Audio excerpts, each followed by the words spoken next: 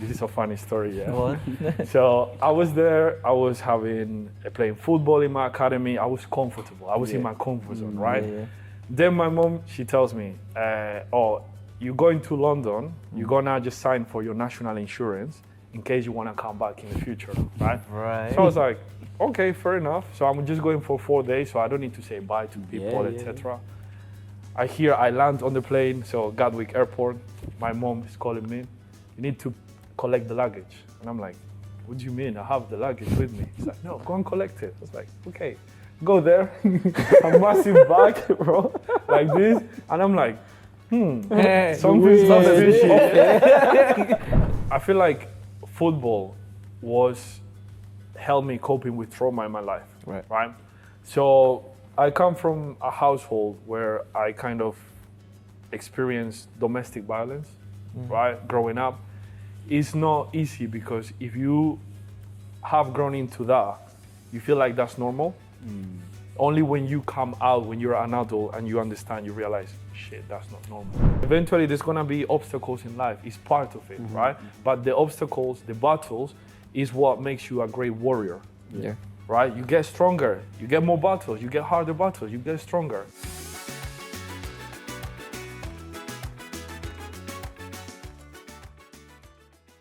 Santi. Eric, Ronald. Yes, mate. Thank you for coming here today. Yep. Welcome to Chico Talks. We appreciate your time here today. And yeah, like, you know, Santi Alomia, corporate health advisor at Bupa. That's right. Bupa being one of the UK's leading healthcare specialists. Of course, there's so many other things that you do and we'll dive into as well. But yeah, just to kick off, tell us a little bit about yourself, Santi. Who is he behind the titles? So first of all, thanks for having me, guys. Yeah, really appreciate the opportunity to be here. And a bit more about myself. I'm originally from Colombia. That's where I was born. Yeah. Then when I was 7, I moved to Spain. I lived there for 10 years. Okay. And then I moved here around 13 years ago. So when you ask me where I'm from, I would say I'm from Colombia.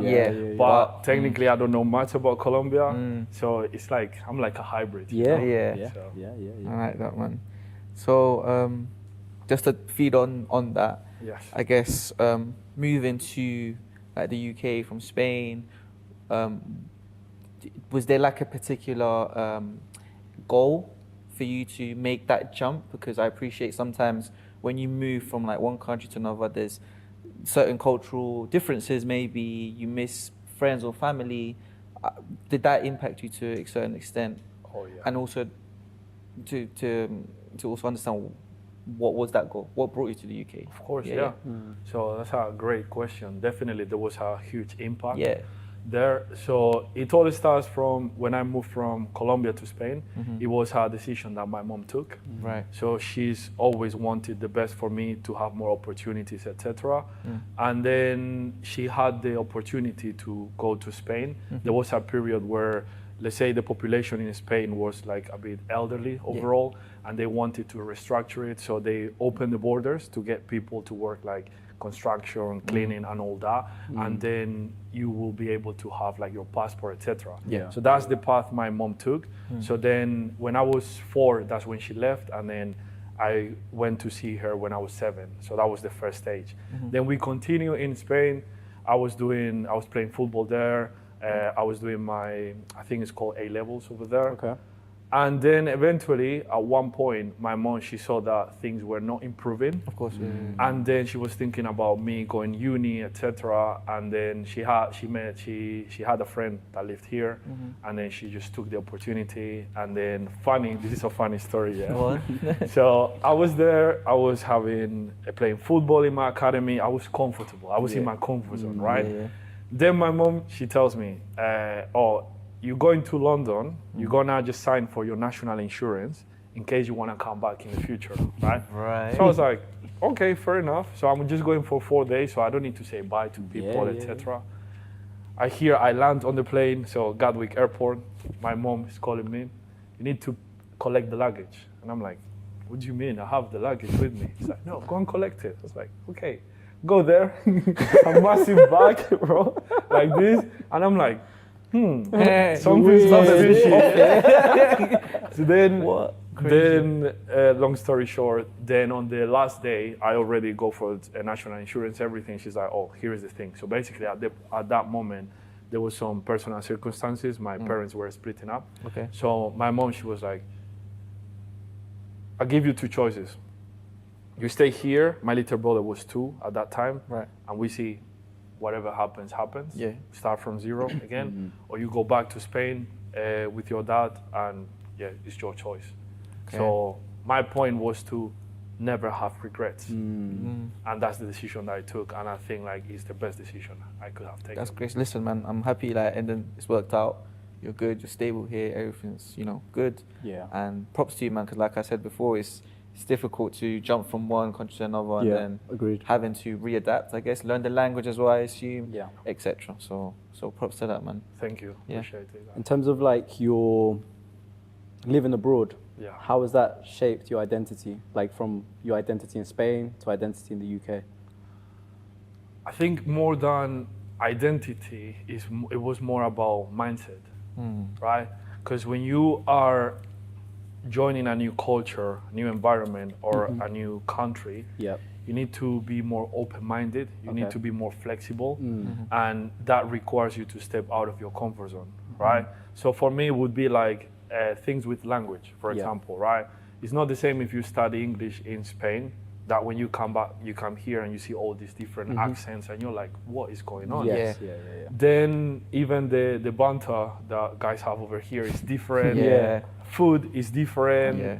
And things that people would normally do is kind of different. For us, I feel like we don't feel it that much because there's like a very big Latin community where we are able to kind of go out, dance salsa, Colombian restaurants, Yes, etc. yes, yeah. But then at the same time, I feel like you don't need to forget that you are in a different country. Yeah. So for me, that was the whole point about pursuing a corporate career where I would be more connected with like British people or people from Europe overall. Yeah. Okay. Yeah. And that ties in nicely into like Bupa, corporate health well-being.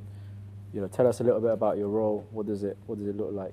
So Bupa, my role in Bupa is basically, technically the role is corporate health advisor, Right. but then I also do other bits like nutrition coaching. I have to do loads of like admin work around lab results, blood testing, etc. But officially is corporate health advisor. So just to give you a perspective, let's say you work for a company and then in your company you have employee benefits towards your health, right? So that would cover you. You get a pot that you can use for health services. So where I work is in the Battersea Power Station. Right. And Bupa is the company I work for, but Apple is our employee. It's our stakeholder, right? Yeah. So what we do is there in the power station, they have the headquarters. So let's say for around more than 3,000 employees. Right. So each employee, they have the benefits where they come into where we work, our health center, and they get annual checkups. So in those checkups, what we do is we do things like taking blood pressure, medical history, we take bloods, analyze cholesterol, we talk a bit about mental health. Right. Yeah. And then we do like a quick assessment. It's like 1 hour. We collect all the results because we have a lab in there. Yeah. We test it and then we give the person the results. So this is the point where you are able to tell the person, okay, these parameters in your health are not so good, but if you want some help, we can actually help you improving them. And then I follow up with helping through doing coaching, essentially. Okay. But then at the same time, I have to make sure that when we order a test from the lab, that they come on time, that everything gets to the right patient, like to make sure that there's like a smooth journey for the person. Okay. So that's essentially what I do. It sounds interesting because I've never met a corporate health advisor, so this is like very insightful because I think a lot of the time there's several like job titles, right? Yeah. That in hindsight, you sometimes think it's simple, but the way you just explained it to us and to the audience, it's like there's a lot that goes into it. There's a lot of specifics, and also at the same time, your skill set must be through the roof. Like you must be obviously incorporating what you already know, but I'm sure at the same time upskilling, which is also a benefit to what you do and helping people taking care of their health, etc. So that's very good insight. Appreciate that. Question for me is like from your experience, what are the most common health and well-being challenges employees face in a corporate setting? I think that's a great question. So I think it ties a bit into the specific company, Okay. and more like the culture of that company. So when I work, let's say in a different clinic, because I want to do overtime and cover a different clinic, I might see people from different companies, but they might have a slightly different issues. But when I focus on Apple, there is a correlation there. So in Apple, you have like the top, let's say 10% people in the tech industry, right? So not everyone will work for Apple. So they have a really rigid selection process. But one of the things that you realize is that, yes, they have lots of benefits, but also it's demanding. Of course. Yeah. Right? Everything is like constantly changing. So they need to be up to scratch there. So what you realize is that people have to put more time and energy there. Yeah. So they forget to leave some energy for themselves, because it's gonna be work or family, sometimes work above family, then it's gonna be family, and then they put themselves last. So what happens is that then they will have a reactive approach, which is, oh, now I'm stressed, my mental health is not well, my health is not well, now I need help. You go back to it, we can help them, but if they don't change their mindset overall, it's something that would continue going. Yeah. So to answer your question more specifically, I think what people struggle the most is to find the right balance in the life and work. Okay, interesting. That's amazing. Wow. Yeah, I think that is like there's another, there should be like more room for it to talk, but work-life balance, right? There's always that aspect, I think, that transcends across all of corporate industries, and I think it is a common issue. Yeah. And then in terms of like, you touched mental health there a little bit. Do you see any differences how Latin professionals or Latin Americans and British people approach mental health and self-care? That's tricky for me to answer, because from my experience as in corporate, I've only worked here in the UK. So I've been seeing more like European people compared to South American people. Yeah. However, I would say from my private company, so I do online coaching as well. Right. I do have more Latin clients. Now with Latin clients, in terms of when I see the differences, is that Latin clients might be more open to share things once they trust you, but it is a bit more challenging to get them out of the comfort zone in terms of putting things into place for them to action. Like for example, there's so many resources, but people don't use them even though they know they exist. While when I'm more in my job, it's like, oh, we can support you with this, and people at least are willing to try. Yes, yeah. So I think it's about the difference is on the willingness to change. Some people feel like they want to change, but when they see what it takes to change, they're like, nah, that's hard. Yeah. Like, I'm okay here. So my mental health is not great, but it's been worse in the past, or right now it's not the priority. Let's not touch that. So sometimes what you need to do is connect with the person, and then if you get the person to open up with you, then I feel like that's one of my unique selling points and one of my advantages, that being Latin South America, I'm not scared to say something if I feel like it's gonna be beneficial for you. I agree. I think we as Latin Americans in general, whether you're Colombian, Ecuadorian, Venezuelan, etc., you name it, we have that natural warmth, and I think we can definitely use that to an advantage. And I think in your role, that's what you try to do.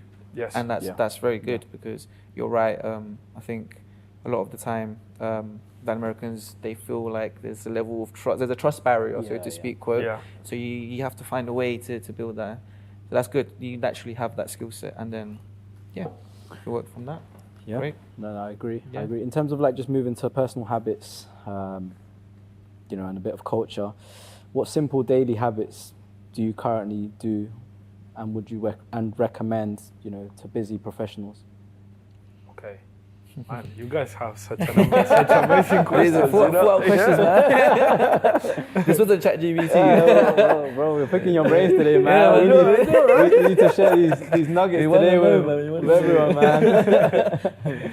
So I always say, walk it like you talk it. Yeah. Like, because before you give any advice, Yeah. before you finish the sentence, people will pick up on your energy. If you suggest someone doing something that you've never done, people pick up on that. Yeah. Okay. So for me, I kind of reflect on all the times I've struggled and how I overcome things in life. So going back to those specific habits, I would say in the morning, the first thing should be you, right? Connect back to your breath, connect back to you being like, hold on, it's another day. I open my eyes, like I'm alive. Yeah. You know, agreed. let me take 1 minute to reflect on that. Let me, like, if you have any faith, let me be thankful to God, etc. Then from there, start, okay, what's the next thing? What do I need? Okay, I have my body. I want my body to move fine. I don't want to have any pain. Let me do some stretching. Let me move my body around. Okay, what's the next thing? What's the first thing I'm going to put in my body because I need energy? Am I going for a coffee right away, like 0 to 100? Should I have more like a light breakfast, right? And then from there, it's like, okay, now I know I need to go to work. Okay, let me get my phone now. Let me check my emails. Okay, this is what is going on today. Let me structure my day. But then at the same time, when you structure your day, it's like, okay, after work, after my 9 to 5, etc., and I come back with my family, what kind of energy do I want to have for my family? If I leave it all at work, then it's gonna be, that's the end of my day, essentially. Yeah. And then you just survive, and then you repeat, and then you repeat, and then you repeat. Okay. So the advice would be always to give yourself that energy to then give it to others. Love that. Just to like touch a bit more on that, it Yeah. would be interesting to know how do you personally disconnect and take care of yourself? Like, what perhaps specific activities do you do to help you achieve that? You read a book, you go for a walk, go for a run. Like, what does that look like for you to disconnect? So for me, throughout my whole life, it's always been related to sports. Right. So football, Yeah. right? I love football. I wanted to become a pro. Then Sorry, just for the record, he's a very good footballer as well. Yeah. Does he nutmeg you as well? Thank you. He nutmegs me as well. I've heard some stories, but we'll touch on that. He's a very good footballer. Just say. Appreciate it, man. Cool. So I feel like football was helped me coping with trauma in my life. Right. So I come from a household where I kind of experienced domestic violence, right? Growing up.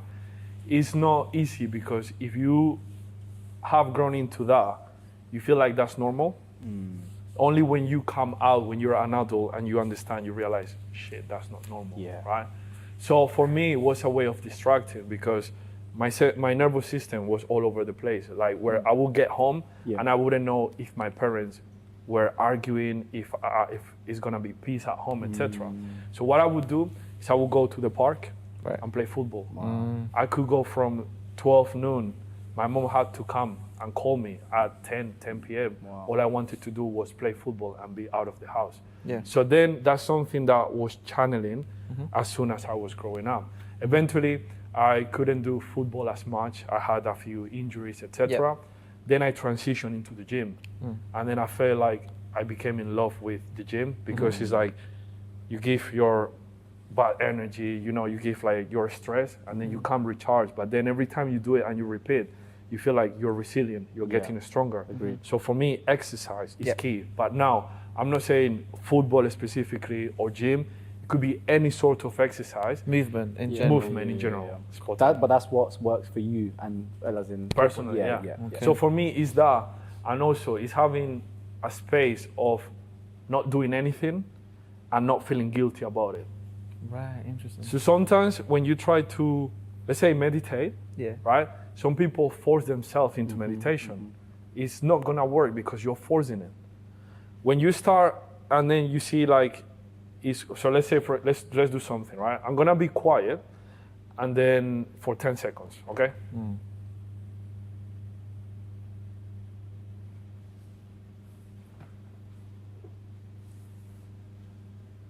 Now, one of the things you don't notice is that there was like some noise over there. It's constantly there, but when we're talking, that goes on the background. Yes. When Eric picks the glass and then moves that, when you take the zip, any movement, any friction, those things are always present, but you're not aware of that, right? So when you take that moment to reflect, you kind of stop things and you focus on the overall picture, and then you're truly be able to say, how do I feel right now? Wow. Why do I feel this way? Okay. What's going on? And basically, it starts allowing that space for you. Then you need to question, and one question will lead to another question and go to another question, and then it takes you to deeper levels, like like faith, like the purpose of what you're doing. Why you're here. That self-reflection allows to connect with your inner self in a way. Yes. It gets to that point, or you try to get to that point, and then it's a thing of repetition, I guess, to master that. It's repetition, but especially because you're not the same person you were 10 years ago, 5 years ago, or even last week, right? The same way as our body regenerates new cells, you're constantly evolving. So that's why it's very important to connect back with you. And that's when you want to see if there is alignment between where you are and your environment. That's why when you achieve new stages in life, sometimes it feels like you're leaving people behind or you don't want to do the same things. But again, if you're connected to yourself and you feel fine and peace, that's okay. Yeah. That's okay. Because eventually those people are going to catch up, or they just go with their own journey, and that's okay as well. Okay as well. I like that. Do you feel like that's something that you've learnt with time, though? Do you feel like sometimes before with like relationships or friendships, you felt that you need to stay with a particular group because they were all you knew? 100. And that has led me to having imposter syndrome many times. It's like thinking like, who am I to try and be different if this is what we normally do? Like why? But then eventually it got to a point where I was like, I'm not enjoying this. I'm forcing myself into this. Like, and then when I would try to disappear, I would feel guilty because of the feedback I was getting from people.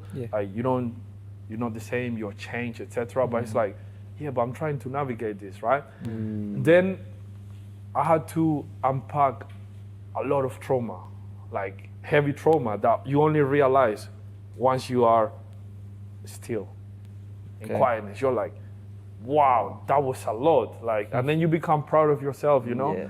And then eventually what it does is that once you get to that point where you're able to see all the trauma that you hold, then you could either decide to let it control you or you decide to change it. But the way you change it is through love. But once you experience that and you're able to love yourself with all your flaws, with all your trauma, and just knowing that no one is perfect, just knowing, but even then you can say sorry. You can explain yourself, you know? Then you're able to get back to the people and be like, oh, I know this person, he didn't mean this. He's not trying to be rude to me, or he's not trying to say this. It's just something unconscious. That's how people will normally react. But once you understand that, you're like, bro, we don't hang out for these things. You're my friend. I still love you. But now, this is what I'm on to. Now, if you want to stay around, let's see what other things do we have in common. Let's connect through those things. Eventually, you just made that relationship evolve. Okay. That's powerful. That's very powerful. It's very interesting because I agree in the sense that there's a lot of times maybe where you do feel like stuck in an environment because that's what you know, I guess. And it does come to that point where you say to yourself, wait a minute, these 3 or 4 things I want to improve on. Once you start actioning that, naturally you may gravitate away from that environment. But then obviously the repercussions of that may be like, they come to you like, why are you doing this? Why are you doing that? Then you question yourself again. But then if you reach that point of peace and you know it's okay, go for it. Carry on your journey. Moving on to another segment is where we're trying to make the guests sort of preach their sort of expertise. Okay. So in a way it's like, You're gonna put me on the no, you're good. This is where you just you teach us really, because we want to like pick your brains. So in this podcast, in this episode, Well-Being Without Borders, the corporate health, culture and impact So how does working at a global healthcare leader change the way you think about well-being across cultures or just in general? So ever since, I guess, working for Bupa, before maybe you had an opinion about what well-being and health is, ever since you've been involved in such a big company, Yes. how has that changed in your approach? Or maybe it hasn't changed. Like, how does that look like for you? I think it has complemented what I already knew. Okay. Because most of the things that I've kind of follow or research was based on problems that I had and things that I wanted to change. So for example, I wanted to become more confident. So I wanted to, feel stronger. So then it led me to just go to the gym, but then I realized I don't know what to do in the gym. But then I would watch videos, but then it would be like, but this is not giving me the result. So then I would realize that I need to get some professional support, right? Then coming back to Bupa, what it makes me aware is that the same way I'm experiencing problems, there are other people that have different problems as well. So then it becomes a common thing that humans, we might struggle with one area, another area, this area. So what Bupa is trying to do is trying to facilitate that the person is able to see a professional to kind of work on those things. And in terms of like advice that you'd give other Latin Americans to enter healthcare or, corporate well-being or even like coaching, for example, what would you say to them? So do you mean if someone wanted to follow the path that Correct. I have? Yeah. Or to get into like, corporate health advisor, so to speak. Okay. So you need to understand that there is some requirements and there's some extras. Okay. Right? Requirements is you must have a bachelor's degree in something related to health, science, health, etc. That's the minimal requirement, right? Then from there, you build up on your experience. So for me, I have experience as a personal trainer, strength and conditioning coach, and then I do like holistic online coach with my private clients. So for me, when I went through the interview, it was a bit different because I felt like I could apply my knowledge right away. Right. There was case scenarios. It's like, oh yes, I had a client that was having something similar and this is what I did, etc. So then what the job was providing me is like, okay, let's go through your training. What was the training? It's like how you structure a check-in. How do you make sure you do it within 1 hour?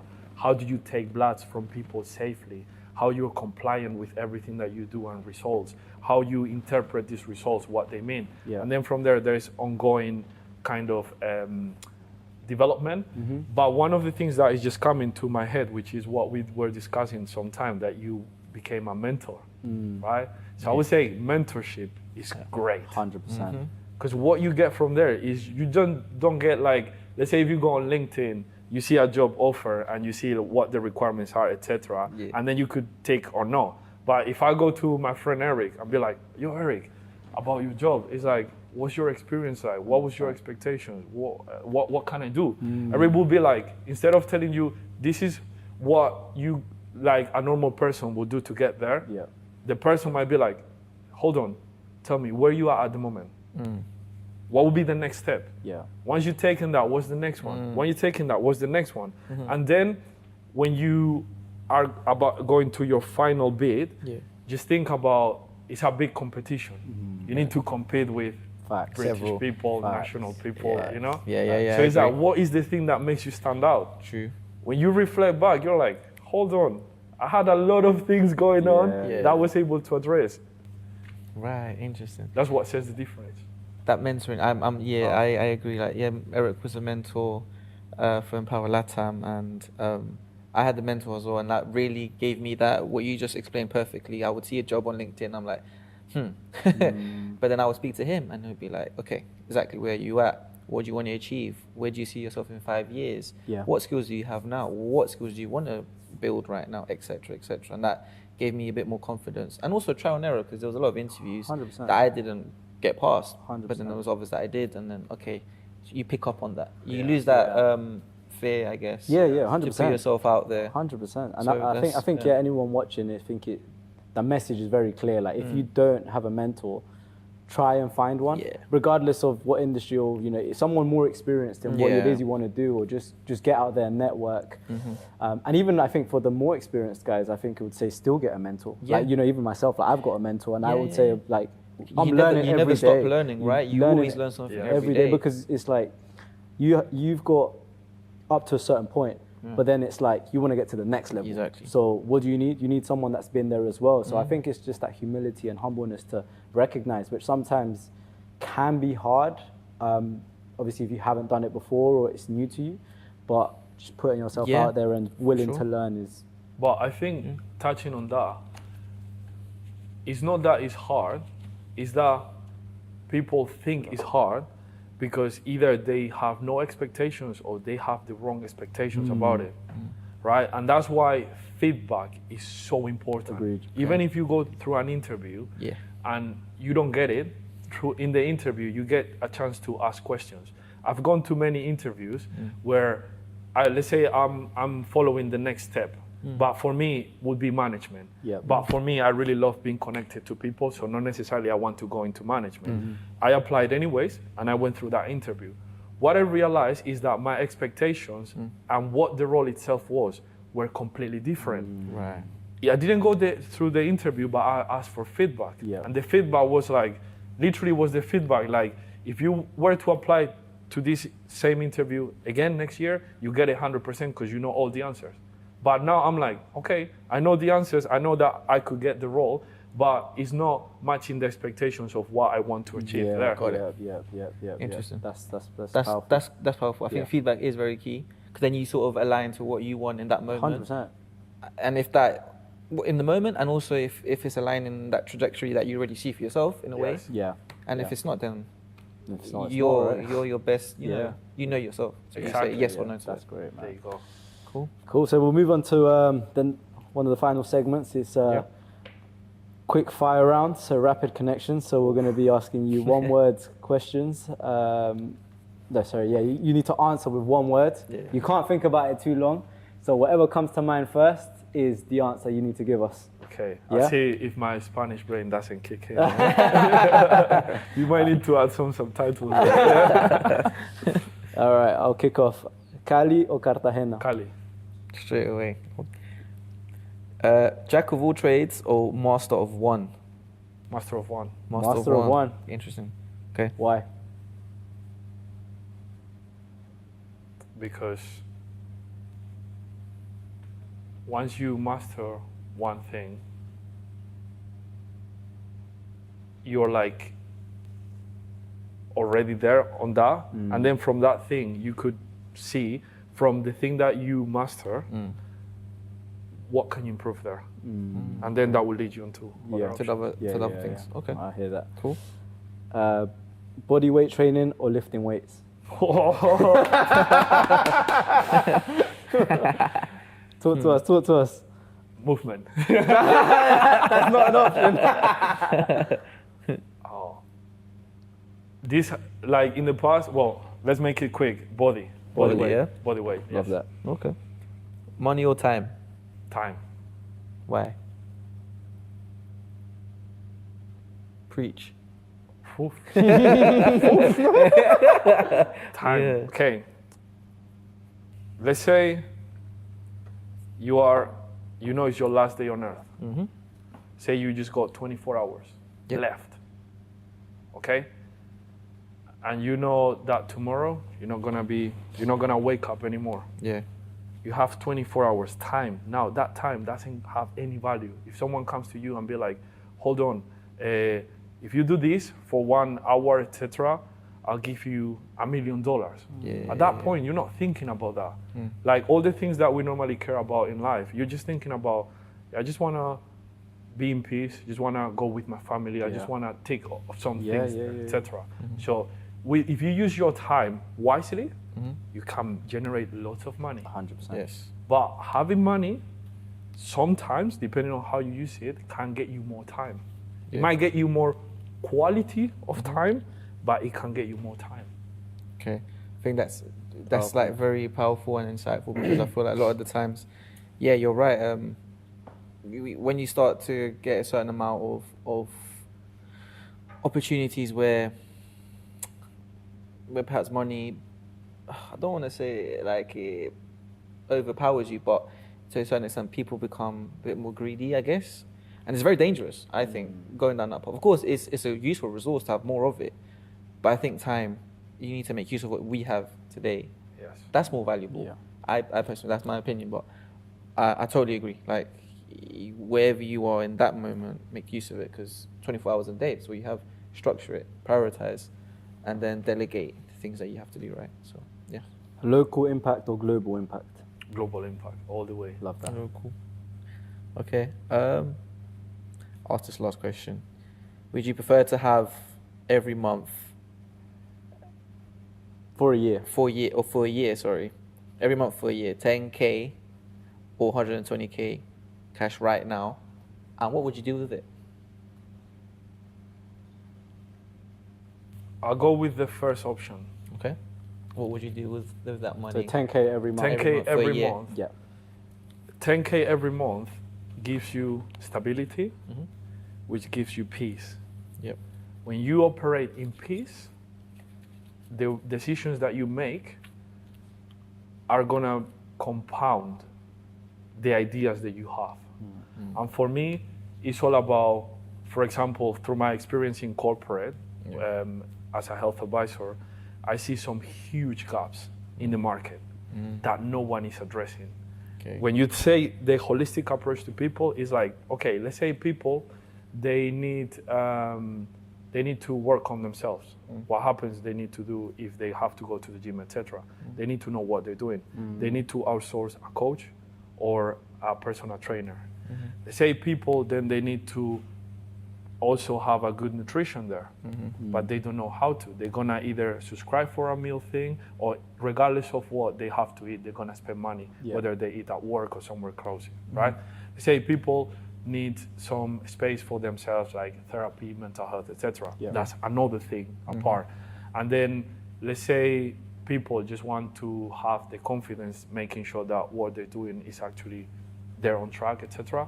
And the gap is that there is things individually, but there is not one thing that addresses all.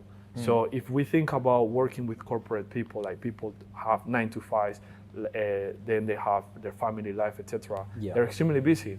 So they're just gonna pick one priority from all these things. But if you are able to merge that into all in one, like having a holistic approach, but from a genuine place, not from a place where I just wanna make loads of money. So for me, before I used to be thinking, well, this is my goal.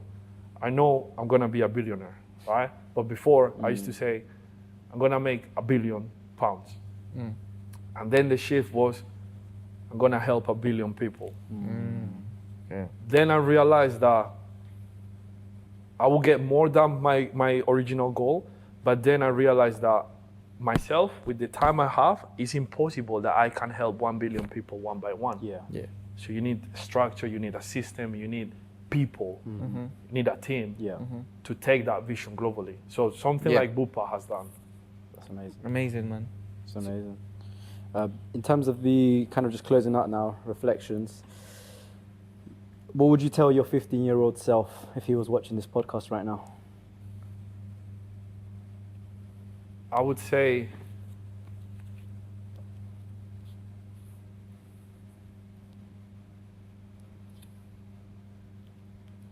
three things. I would say God first, wisdom, and time. So I would say ask God. In order to ask God, you need to develop your relationship with God, right? So like regardless of your religion, right, we as humans are very fragile, right? Like life can just end up like that. Yeah. Correct, yeah. There has to be something bigger than us, right? Even if someone doesn't believe in anything, when you're on your last day, when you're like your life is about to finish, I'm pretty sure you're gonna pray to something. Some divine, like, Something. upper Exactly, power. yeah. You're looking for, like, someone to... So once you are able to develop that, it's almost like having a friendship, right? then you can ask your friend. Like it's like if I never speak to you and be like, oh, bro, can you lend me some money, please? You'd be like, why? Why should I, right? Yeah. So ask God for wisdom. Now, what is wisdom? Sometimes I would say, read lots of books, like listen to many kind of videos in YouTube, personal development, etc. Yeah. But it gets to a point where you just get overloaded with so much information. You need to get key things from there, right? So what aligns with you? So when you get the wisdom, is how you actually implement the things that you're learning. So these things, for me, is all about principles. So it's principles that as South Americans, Latin Americans, in the culture, that's how we are that's how we grew up with. Like our parents teach us respect for the elderly. Yeah. Our parents teach us to work hard. All these things, right? And then apply that every day. Then nothing can go wrong with that, right? Eventually, there's gonna be obstacles in life. It's part of it, right? But the obstacles, the battles, is what makes you a great warrior. Yeah. Right? You get stronger, you get more battles, you get harder battles, you get stronger. And then the last thing will be time, which is, hold on, you have got the relationship with God, you have the wisdom now, how are you gonna use it? When you gonna use it? With whom you gonna use it? How you gonna use it? Do those three things. And that's the same advice I will give to myself at 15, 16, 20, 25, even at myself when I'm 40, 50, 60. Right. Because life will change, but you always gonna have these three things. True. Only if you seek them. I love that. Three things: God, wisdom, and time. I agree. I think it's very important to have that relationship with God, get the wisdom through experience, right? Yeah. You're gonna have Always through experience. challenges. Yeah. And then time is, I think, a valuable asset. Maybe life's best asset. It is, right? It really is. It's like when you see the movie, is it In Time? Have you seen it? I don't think Is that the one where the clock Yeah. one and then they write? Oh, is that? Isn't Justin Timberlake? Yeah, on that's that? the one. Yeah, that's like the you film. pay everything with time. Yeah. When you watch that movie, you It's realize that facts. what you do actually is you're paying everything with time. Exactly. You take your yearly salary, right? Divide it monthly, etc. Divide all your expenses, all the things that you have. You're paying with your time. Yeah. Then eventually you see like a gap or something, how you could upskill, etc. Now your solution is more valuable because in less time you're able to have wider solutions. Yeah. So therefore that already puts you into a more valuable asset. You become an asset wherever you are, in your company, in your family, in your friendships groups as well. So Cool. Powerful. Nah, man, we agree, man, and we appreciate you jumping on today, coming to see us. Yeah, you man. know, Appreciated. Chico Talks, of course, Man. powered by TODO UK network. Happy to have you here, and and I think a lot of viewers will definitely A lot of insight, a lot of powerful stuff. take in this take home a episode. lot. Yeah. Appreciate your time, Santi. Yeah. thank Santi, you guys. thanks so Just much. wanted to say this was my first podcast ever. Oh, wow. Experience was great. Yeah. So thank you guys, Eric, Ronald, Yowie, the two interns there. You're doing an amazing job, guys. And I wish you the best, and I Thank hope you. we can meet again. Of course. We 100%. will play football. Yes. I want to see that. Thank And you, dance Santi. some salsa as well. Of Yeah? course.